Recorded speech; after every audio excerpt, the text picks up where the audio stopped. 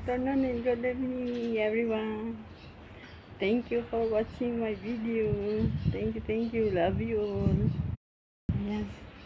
Gandang umaga guys. Ito, ang init. Kakaligo ko lang. Ang init pa rin. Pinapawisan pa rin tayo guys. Ayun. Bibili tayo na punta tayo ng tindahan. Bibili ng itlog. Kasi wala nang itlog mahilig sila sa itlog dito kumain ng mag-ulam. Ako na rin. Binabaan ko sa hospital o kaya agahan dito sa sa bahay nila amo. Tara guys, samahan niyo ko. Sobrang init guys. Nadaanan ko yung mga marites doon.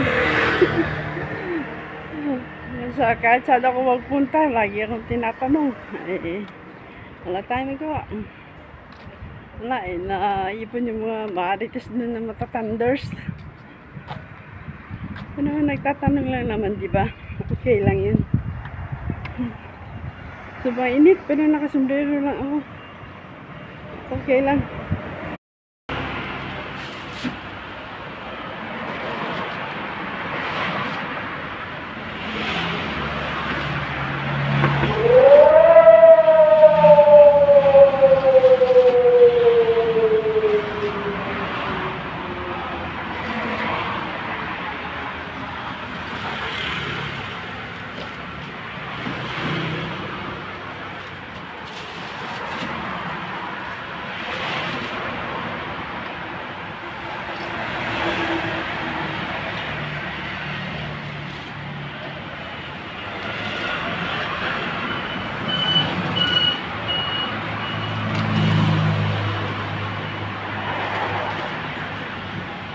Kêu xì giật nguy hiểm hiểm của hiểm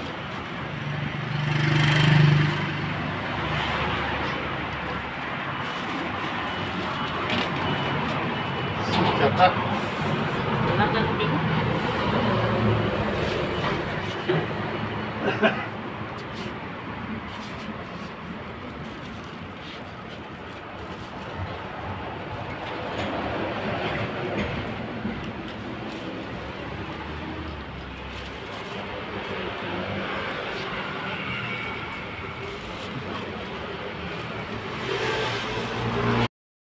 Nakauwi na tayo guys. Sobrang pawis.